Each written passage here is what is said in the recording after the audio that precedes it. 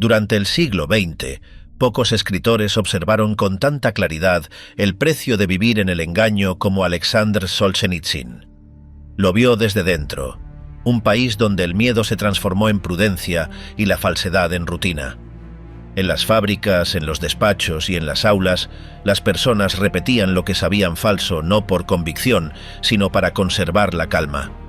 La mentira dejó de percibirse como imposición y se convirtió en una cortesía compartida, una forma de convivencia silenciosa que garantizaba la paz. En el archipiélago del Gulag y en otras obras escritas tras años de prisión y exilio, Solzhenitsyn retrató esa transformación invisible, el momento en que el poder ya no necesita imponer el engaño porque la sociedad lo reproduce por sí misma. Comprendió entonces que el dominio más duradero no se sostiene por la fuerza, sino por la docilidad. Cuando la falsedad adopta el tono de lo razonable, se vuelve estable. ¿Qué queda de un pueblo cuando mentir se convierte en su forma más segura de equilibrio? La educación del límite, aprender a vigilarse. Antes de la prisión, Alexander Solzhenitsyn ya había comprendido algo esencial. El poder no necesitaba amenazas visibles para imponerse. Bastaba con que alguien hubiera caído una vez. Desde entonces, cada gesto se medía, cada comentario se corregía antes de nacer, cada mirada evitaba ir demasiado lejos. Así fue tomando forma un lenguaje peculiar, uno en el que se podía hablar de todo, siempre que no significara nada. En Cancer Ward, ese proceso toma forma en el hospital donde los pacientes esperan, sospechan, callan. El miedo no proviene de los guardias ni de las paredes, sino del clima moral que todos aceptan. Los enfermos saben qué temas no tocar, qué opiniones fingir. Nadie los vigila, pero cada uno se cuida del otro. Solzhenitsyn convierte esa escena en un espejo de la sociedad, el cuerpo enfermo como metáfora del alma rendida. El cáncer avanza lentamente, igual que la mentira. El tratamiento alivia, pero no cura. La enfermedad se soporta, el miedo también. Ambos se integran a la rutina. En ese mundo, la dignidad se reduce a conservar lo mínimo: un permiso, una cama, un cuaderno, un turno de trabajo. Las aspiraciones se estrechan hasta caber en la prudencia. Solzhenitsyn veía en esa reducción una de las tragedias más profundas del ser humano bajo el totalitarismo: la pérdida del deseo de ser libre. No porque alguien lo prohíba, sino porque se vuelve incómodo. El alma, acostumbrada al cálculo, deja de buscar altura, se vuelve práctica, obediente, eficiente. En apariencia, la vida sigue su curso. En el fondo, se ha vaciado de propósito. El escritor entendió que la censura más eficaz era interior. En The First Circle, los prisioneros del laboratorio Disciplina conocen los límites sin que nadie los trace. Hablan con ironía, se mueven con cuidado, evitan frases comprometedoras. Cada conversación está llena de guiños, de silencios compartidos. El miedo ha dejado de ser emoción y se ha convertido en educación. Solzhenitsyn describe ese estado con una precisión casi clínica, un pueblo que ha aprendido a comportarse sin recordar por qué. Las normas del miedo se transmiten como buenos modales. Ser prudente es ser sensato. Dudar abiertamente parece una falta de respeto al equilibrio general. Esa transformación tiene un costo invisible. Cuando el miedo se vuelve costumbre, el alma se adormece. La capacidad de indignarse se desvanece y la mentira ya no provoca repulsión. Solzhenitsyn observó que el miedo sostenido produce una calma engañosa, la del que ha renunciado a esperar algo distinto. En las oficinas soviéticas, esa calma era el signo de un orden logrado. Las paredes estaban limpias, los relojes funcionaban, los informes se entregaban a tiempo. Pero debajo de esa exactitud vivía el vacío. El escritor veía en esa normalidad una forma de anestesia colectiva. El miedo había aprendido a disfrazarse de disciplina, se confundía con la responsabilidad, con la prudencia, con la madurez. Los adultos enseñaban a los jóvenes a no complicarse, a no destacar, a mantener el perfil bajo. Esas frases cotidianas reemplazaban las antiguas virtudes. El valor se convertía en torpeza, la sinceridad en imprudencia. La obediencia adquiría la forma de sabiduría. En ese cambio cultural, Solzhenitsyn descubrió el triunfo más duradero del sistema, lograr que la gente no sintiera su propia servidumbre. Durante los años del Gulag, el autor comprobó que esa domesticación del alma sobrevivía incluso tras las rejas. Muchos prisioneros preferían adaptarse antes que pensar. La costumbre del miedo los protegía del dolor. Evitar problemas se había vuelto un instinto. Algunos aprendían a prever el deseo del carcelero, a responder antes de que el grito llegara. Solzhenitsyn veía en esa docilidad el resultado de una larga educación del temor.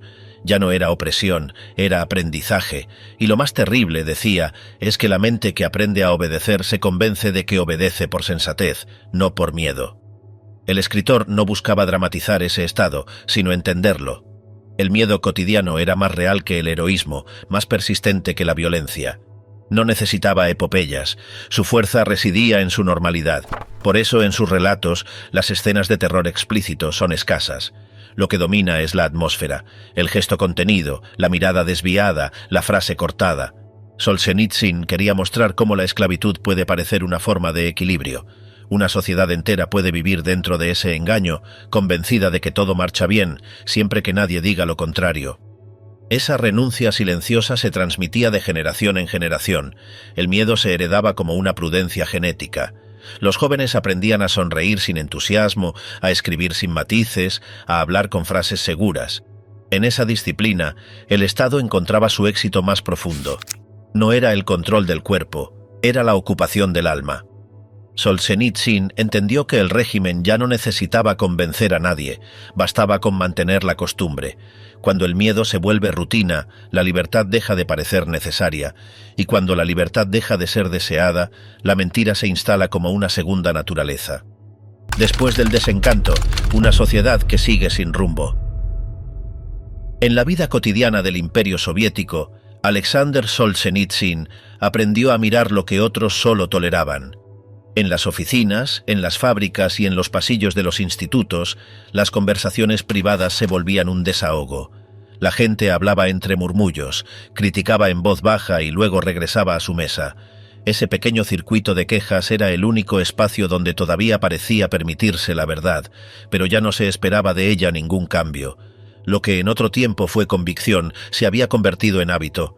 Solzhenitsyn comprendió pronto que esa atmósfera no necesitaba propaganda visible. La obediencia ya no se imponía, se anticipaba sola. En cada reunión se repetían fórmulas predecibles, frases vacías que daban seguridad. Las personas sabían que mentían, y lo sabían también los oyentes. Aún así, todos aplaudían. Lo hacían para evitar el riesgo, para conservar un permiso, una dirección, un pedazo de estabilidad. Esa escena, que él vería durante años, le mostró algo más profundo que el miedo, la aceptación de la falsedad como rutina. En ese gesto diario, sin violencia explícita, una sociedad entera aprendía a sobrevivir mintiendo. Alexander Solzhenitsyn veía cómo la vida comenzaba a organizarse alrededor de una normalidad fingida. En los pasillos del Samizdat, los manuscritos circulaban como rumores, como pequeñas fugas del pensamiento libre. Los empleados de los institutos intercambiaban papeles, se desahogaban por un instante y volvían a sus tareas. La queja se transformó en un ritual que no buscaba cambio, solo alivio. Hablar de la corrupción, de la miseria o del engaño servía para sentirse aún humano, pero la conversación terminaba siempre con la misma frase: ¿qué podemos hacer? Y ese gesto repetido de impotencia era ya una forma de obediencia. En ese contexto, el lenguaje empezó a quebrarse. Palabras que antes significaban valor, justicia o verdad se volvían clichés administrativos. Las consignas llenaban los periódicos y los discursos. El sentido real de las frases se evaporaba, pero nadie quería reconocerlo. Cada oficina mantenía su propia burbuja de fórmulas útiles. Lo esencial ya no era decir algo verdadero, sino repetir sin convicción. Así, la mentira, disfrazada de rutina, se convertía en el tejido que sostenía la vida social. En ese entorno, la gente ya no distinguía entre prudencia y rendición. Habían aprendido a quedarse quietos. Un científico que fingía resultados para conservar su laboratorio, un periodista que redactaba elogios automáticos, un profesor que omitía nombres prohibidos. Todos sabían lo que hacían.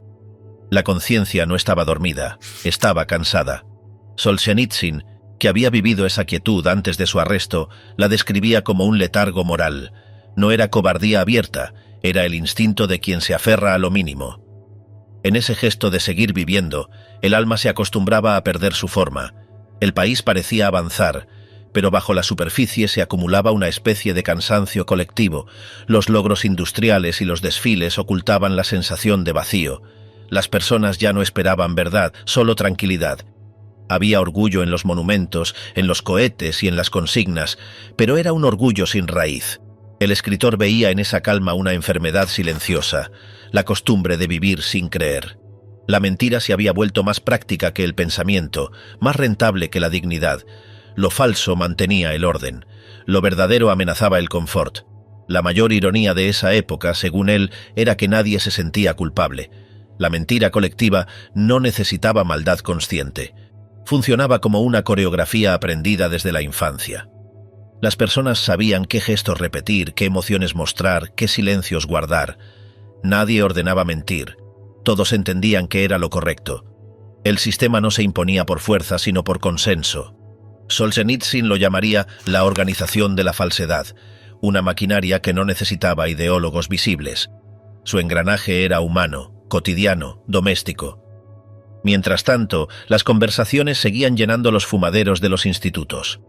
Allí se hablaba del desastre económico, de los privilegios de los funcionarios, de la pobreza creciente.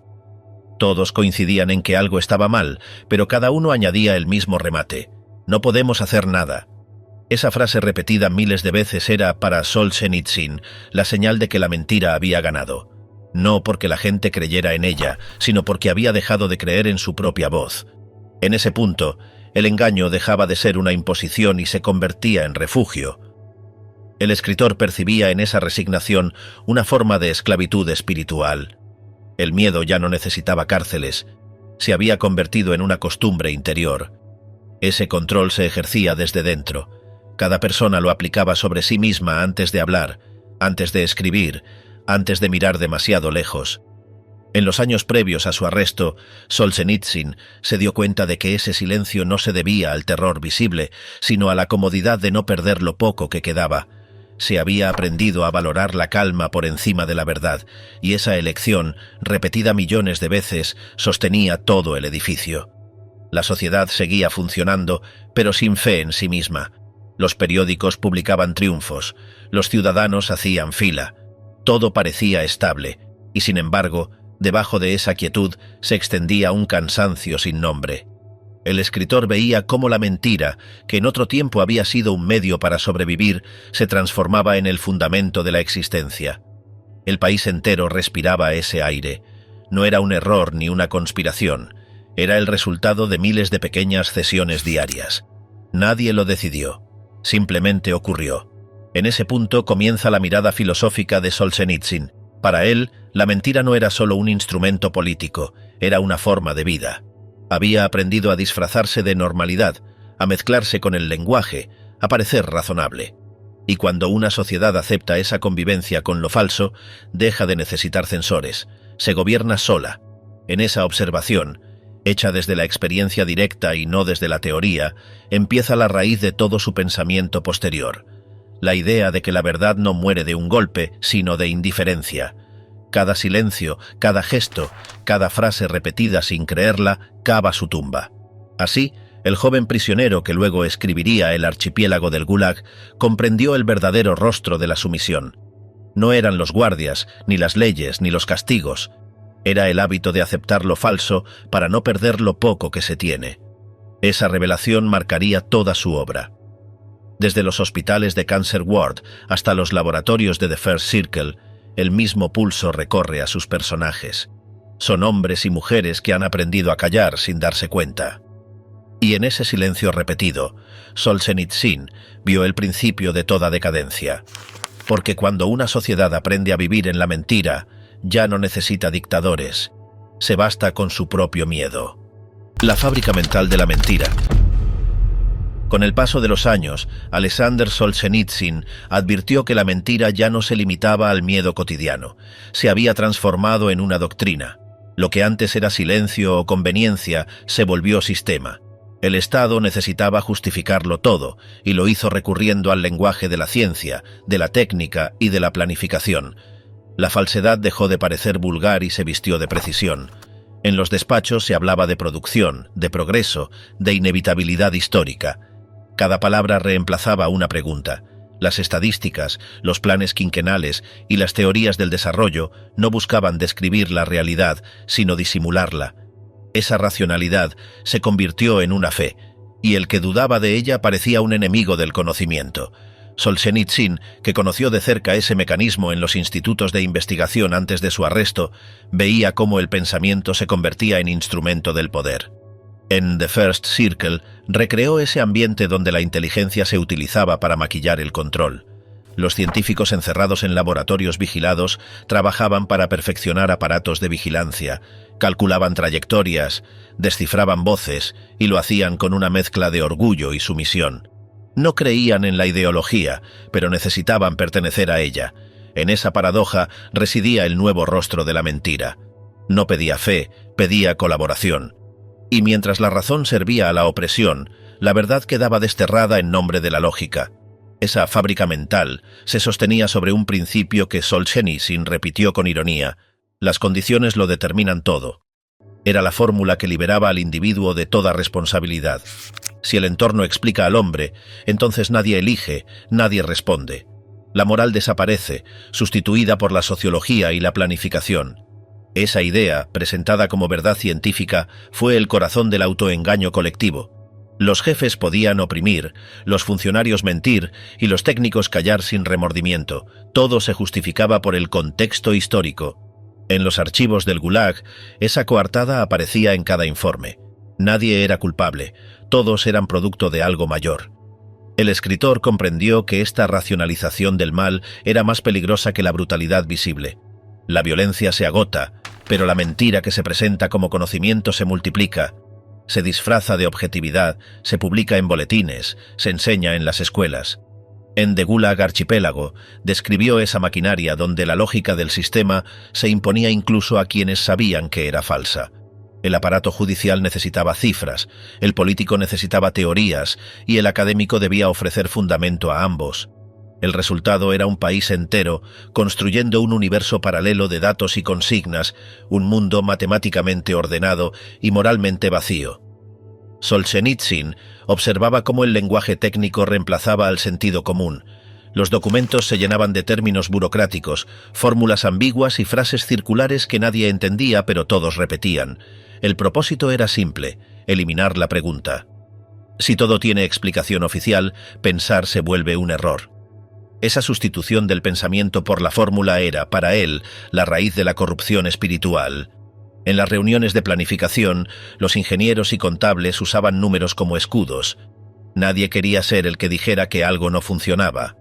La verdad práctica era un riesgo político. Así, la mentira adquiría el prestigio del método. La ideología se alimentaba de esa necesidad de orden. Convertía el caos humano en ecuaciones. Prometía que si se seguían las leyes del materialismo, la historia culminaría en la perfección. Esa promesa fascinó a generaciones de intelectuales. Solzhenitsyn veía en ella un espejismo, una forma moderna de idolatría. En lugar de dioses, se adoraba la planificación. En lugar de moral, la eficacia. En sus novelas, los personajes se justifican diciendo que obedecen a la dialéctica o las leyes del desarrollo. Esa jerga no expresaba conocimiento, sino sumisión elegante. La mentira se volvía respetable, y lo falso adquiría el tono de lo inevitable. Esa racionalidad ideológica producía una ilusión de control absoluto. El sistema parecía saberlo todo: los números de producción, los ritmos de trabajo, las metas futuras. Sin embargo, debajo de esa exactitud crecía el vacío. Solzhenitsyn entendió que la mentira no solo deformaba la moral, también destruía el sentido de realidad. La gente dejaba de percibir lo verdadero porque ya no tenía palabras para nombrarlo. Todo quedaba envuelto en eufemismos. Las cárceles eran centros de reeducación, las purgas, ajustes necesarios, la censura, protección cultural. En esa semántica invertida, la razón se convertía en su propia caricatura. Dentro de ese mundo, el pensamiento independiente resultaba peligroso porque revelaba incoherencias. El régimen prefería la exactitud vacía a la verdad incómoda. Solzhenitsyn relataba que incluso en las celdas del Sharashka, las prisiones para científicos, se seguían discutiendo fórmulas y proyectos con el mismo tono profesional de un laboratorio libre. Nadie quería admitir que estaban sirviendo a la mentira. Ese autoengaño les permitía conservar la dignidad técnica mientras perdían la moral. La ciencia sin conciencia se transformaba en el rostro más pulido del totalitarismo. En esa estructura, la mentira se volvió racional, planificada y autosuficiente. Ya no dependía del temor del ciudadano común, sino de la obediencia de los ilustrados. El sistema encontró su mayor aliado en la inteligencia que había renunciado a la verdad en nombre del conocimiento. Solzhenitsyn lo entendió como una degradación del alma. Cuando la mente se divorcia de la conciencia, cualquier cosa se justifica. Lo vio en los burócratas del Gulag, que escribían informes con precisión impecable sobre destinos humanos que jamás verían. Lo vio en los técnicos que ajustaban mecanismos sin preguntarse qué alimentaban. Esa ceguera educada era para él la esencia del siglo. Al final de esa reflexión, el escritor comprendió que el enemigo no era solo el poder visible, sino el pensamiento que le servía. La mentira había aprendido a hablar el lenguaje de la razón. Ya no necesitaba gritar, bastaba con explicar. En ese silencio ordenado, el mal se volvió lógico. Y lo más perturbador de esa lógica, según Solzhenitsyn, era que se presentaba como progreso. Quien la aceptaba se sentía moderno, racional, científico. Nadie se veía como cómplice, porque todos creían obedecer a la verdad del método. Así nacía el sistema perfecto, uno donde la mentira no se imponía por la fuerza, sino por la convicción de que era razonable. El consentimiento repartido, como nadie decide y todos sostienen el sistema. En los volúmenes de The Gulag Archipélago, Alexander Solzhenitsyn mostró un fenómeno más inquietante que la represión abierta, la maquinaria del consentimiento. Ningún sistema totalitario podría mantenerse solo con policías y cárceles. Necesita algo más discreto y duradero. Necesita que la gente coopere, no con entusiasmo, sino con rutina. En cada nivel, obreros, jueces, artistas, burócratas, el escritor descubrió una misma forma de participación, la del que ayuda a sostener lo injusto para que la vida no se detenga. No hay heroísmo ni malicia, solo un acuerdo tácito. Así funciona la colaboración invisible, el pegamento silencioso que mantiene en pie la mentira. Solzhenitsyn recordaba cómo el miedo inicial había dado paso a una normalidad compartida. Los obreros cumplían cuotas imposibles, firmaban informes falsos y seguían las órdenes sin discutir. Los directores aprobaban balances que sabían irreales. Los artistas retrataban una felicidad que no existía. En los tribunales, los jueces leían condenas escritas por otros. Cada uno, en su espacio, contribuía a la farsa. Nadie se veía a sí mismo como cómplice, porque todo parecía inevitable. El trabajo debía continuar, la familia debía comer, el país debía avanzar. En esa cadena de justificaciones, el poder encontraba su base más estable, la cooperación de los que decían «no tengo opción». El escritor relató que incluso dentro del Gulag esa estructura seguía viva. Los prisioneros aceptaban roles, los vigilantes cumplían cuotas, los médicos firmaban diagnósticos dictados. La obediencia se había vuelto un instinto social. Nadie necesitaba vigilar a todos. Cada grupo controlaba al siguiente. Solzhenitsyn vio en eso una arquitectura perfecta. El sistema no imponía el mal desde arriba, lo distribuía entre todos. Esa fragmentación del deber diluía la culpa y multiplicaba la eficiencia. El verdugo no sentía odio, el burócrata no sentía responsabilidad, el ciudadano no sentía poder. Y así, sin intención directa, millones contribuían al mismo resultado. En Live Not by Lies, Solzhenitsyn explicó que esa colaboración no se mantenía con violencia constante, sino con conveniencia. La mentira ofrecía seguridad, y la seguridad se volvió más valiosa que la verdad. La gente prefería seguir dentro del engaño porque les permitía vivir tranquilos. Decir lo que se esperaba, firmar lo que se pedía, fingir entusiasmo. Pequeños gestos de adaptación que, sumados, sostenían la estructura completa. El escritor lo llamaba la sumisión de lo cotidiano. Cada persona se convertía en engranaje de una maquinaria moral que nadie había decidido construir, pero que todos mantenían funcionando. Los obreros producían para cifras inventadas, sabiendo que los informes eran falsos. Los periodistas escribían titulares prefabricados, convencidos de que así son las cosas. Los profesores omitían nombres prohibidos para proteger sus puestos. Nadie hacía daño directo, pero todos alimentaban la inercia. Solzhenitsyn observó que ese tipo de colaboración era más profundo que el miedo. Era un pacto silencioso entre millones de conciencias cansadas. Cuando la mentira deja de parecer ajena y se vuelve parte de la rutina, el poder ya no necesita imponerse. Se administra solo. El autor mostraba esa dinámica sin señalar culpables. Lo que le interesaba no era el juicio, sino la comprensión del mecanismo. En su análisis, el mal moderno no nace de la crueldad, sino de la costumbre de obedecer.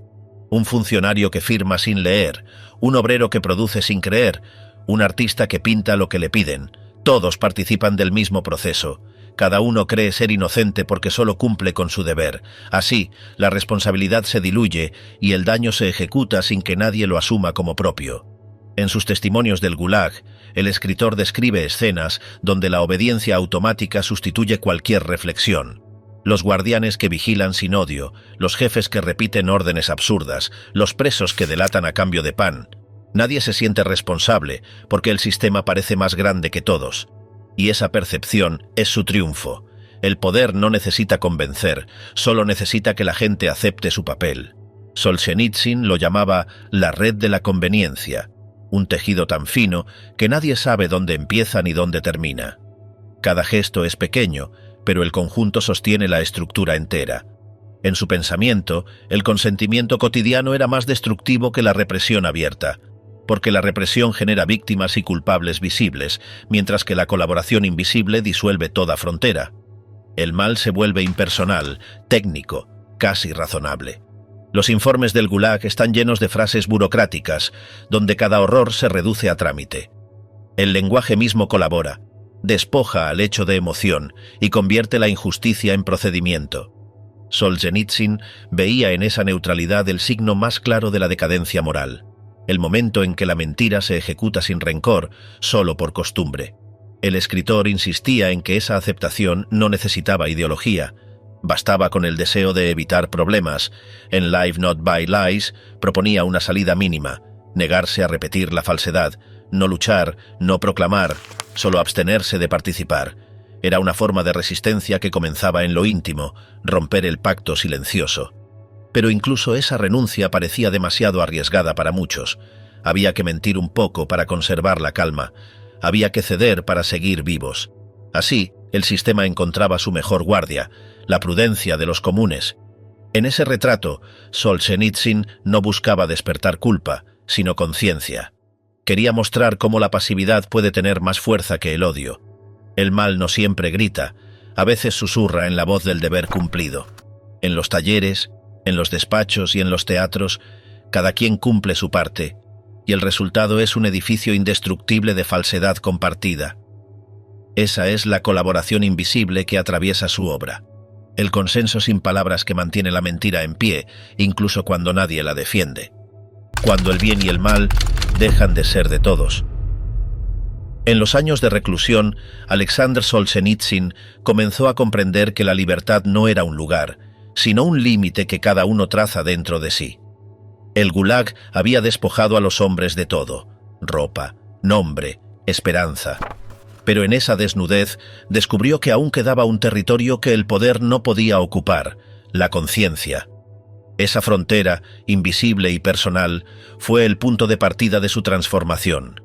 No se trataba de escapar ni de vencer al enemigo, sino de detener la colaboración con la mentira. Desde la celda, el escritor entendió que la verdad no era un ideal abstracto, sino una práctica cotidiana: elegir hasta dónde participar.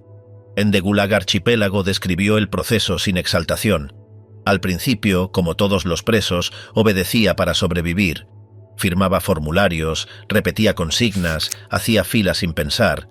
Era la mecánica del encierro, pero con el tiempo empezó a percibir que esa docilidad interior prolongaba la prisión. Mientras aceptara la falsedad, seguía siendo prisionero aunque las rejas se abrieran. Comprendió que la verdadera fuga empezaba cuando uno dejaba de repetir lo que sabía que era falso. Esa conciencia lo separó del resto, pero también le dio una serenidad nueva. El miedo se debilitaba al mismo ritmo en que la verdad ganaba espacio. El descubrimiento fue gradual. Solzhenitsyn lo narra como un proceso de purificación. No fue una iluminación repentina, sino una serie de pequeñas negativas. Negarse a firmar un informe falso, a repetir una historia oficial, a fingir respeto por un jefe corrupto. Cada acto era insignificante desde fuera, pero en su interior era un paso decisivo. Empezó a comprender que la mentira necesitaba su voz para existir. Si él callaba, algo se rompía en el mecanismo del poder. Esa intuición, nacida en el lugar más controlado del mundo, se convirtió en su principio de vida. En los campos la verdad no se predicaba, se practicaba. No podía proclamarse en voz alta, pero podía vivirse en silencio. Solzhenitsyn observó que algunos presos mantenían la dignidad sin discursos. Compartían pan, decían la verdad entre ellos, se negaban a delatar. Esa coherencia era una forma de resistencia invisible. Nadie los llamaba héroes, pero su sola existencia recordaba que la mentira no era inevitable. En sus cuadernos, el autor escribió que la conciencia humana tiene un punto de no retorno, un umbral que, una vez cruzado, ya no permite fingir. Hasta aquí participo. Esa frase sintetizaba la frontera moral que había descubierto. Esa frontera no separaba buenos de malos, sino sinceros de adaptados. En los interrogatorios, los guardias querían que los prisioneros firmaran su propia versión del crimen. No buscaban justicia, sino colaboración. Solzhenitsyn comprendió que aceptar esa firma era un acto más devastador que la condena. Firmar era entrar en la lógica del sistema. Negarse era recuperar el alma, incluso si significaba años de trabajos forzados. En esa renuncia al consentimiento, la verdad dejaba de ser concepto y se volvía sustancia interior. El hombre que se niega a mentir puede seguir preso, pero ya no pertenece al régimen. A lo largo de su encierro, Solzhenitsyn vio que quienes mantenían ese límite sobrevivían de otro modo. No escapaban del sufrimiento, pero conservaban una serenidad que los carceleros no entendían. El poder podía quebrar cuerpos, pero no podía doblegar la conciencia. Esa diferencia era invisible, pero real. Los que seguían colaborando para obtener pequeñas ventajas, mejor comida, menos trabajo, parecían más libres, pero estaban más atados. Los que se negaban a mentir, aunque pagaran caro, habían alcanzado una forma de independencia que nadie podía arrebatarles. En el fondo del Gulag, el escritor vio nacer una libertad sin permisos. Esa experiencia transformó su comprensión del mal. Ya no lo veía como una fuerza externa, sino como una elección interior que se renueva a diario.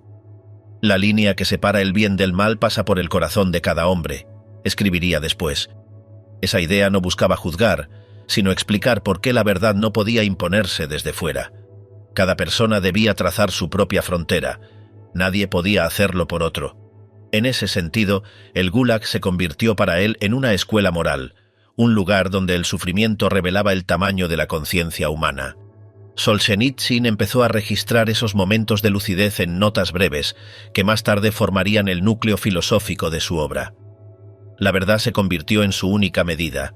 No importaba si alguien la reconocía, bastaba con vivirla. Descubrió que decir la verdad en un entorno de mentira era un acto de libertad tan radical como la fuga física. No hacía falta gritarla, bastaba con no distorsionarla. El escritor entendió que la verdad tiene una fuerza silenciosa. Cuando uno deja de mentir, la mentira pierde alimento. Esa revelación lo acompañaría hasta su exilio y marcaría su mensaje final al mundo. En sus páginas más intensas, la verdad aparece como una presencia austera.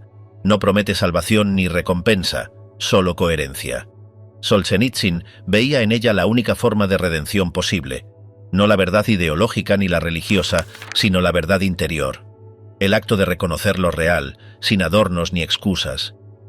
En el campo, ese acto podía ser tan simple como admitir el propio miedo o reconocer la injusticia sin justificarla. Esa honestidad mínima era para él el inicio de toda libertad. En un universo construido sobre la falsedad, decir lo que se ve equivale a abrir una ventana. Cuando fue liberado, ya no buscaba cambiar el sistema desde fuera. Sabía que la mentira se regeneraría mientras la gente siguiera colaborando con ella. Por eso su propuesta sería tan íntima y tan política al mismo tiempo: vivir sin mentiras. Todo lo aprendido en la prisión desembocaba en esa frase. El poder podía controlar los cuerpos, pero no podía obligar a un hombre a creer lo que sabía que era falso. Ese descubrimiento, nacido del dolor y la observación, lo llevó a afirmar que la verdad no es una bandera, sino un modo de ser. La retirada consciente, el gesto de no participar. En 1974, el día anterior a su arresto, Alexander Solzhenitsyn publicó el texto que condensaba toda su experiencia moral, Live Not by Lies. Allí llevó a su forma más clara una convicción ya madurada. Después de años observando cómo una sociedad entera aprendía a convivir con la falsedad, el escritor propuso una ética mínima: dejar de participar. La mentira no debía ser combatida con fuerza ni con ideología, sino con la abstención consciente. Si cada individuo se negaba a sostener lo que sabía falso, el edificio entero del poder empezaría a tambalear. Era, a la vez, un acto espiritual y una estrategia de supervivencia del alma. Solzhenitsyn había comprendido que los sistemas totalitarios se alimentan del consentimiento cotidiano. No necesitan creyentes, solo conformistas.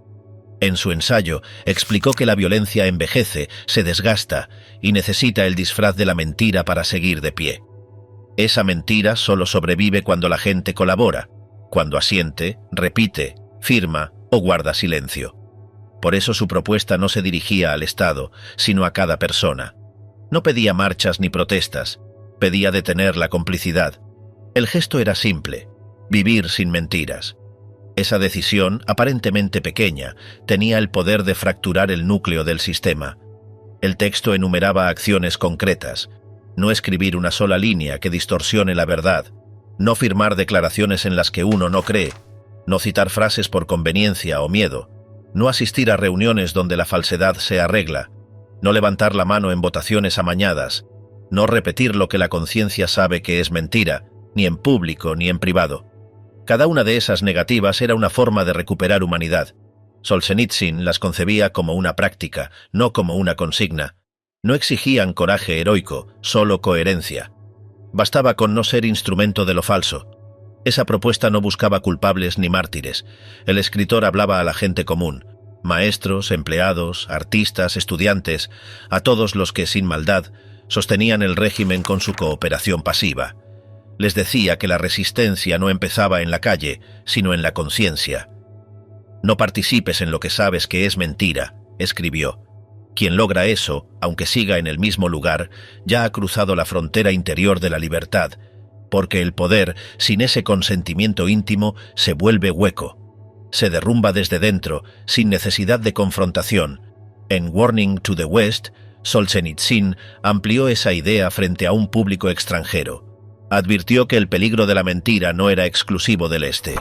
Occidente también corría el riesgo de acostumbrarse a la falsedad, solo que en otra forma: el exceso de confort, la indiferencia moral, la sustitución de la verdad por conveniencia.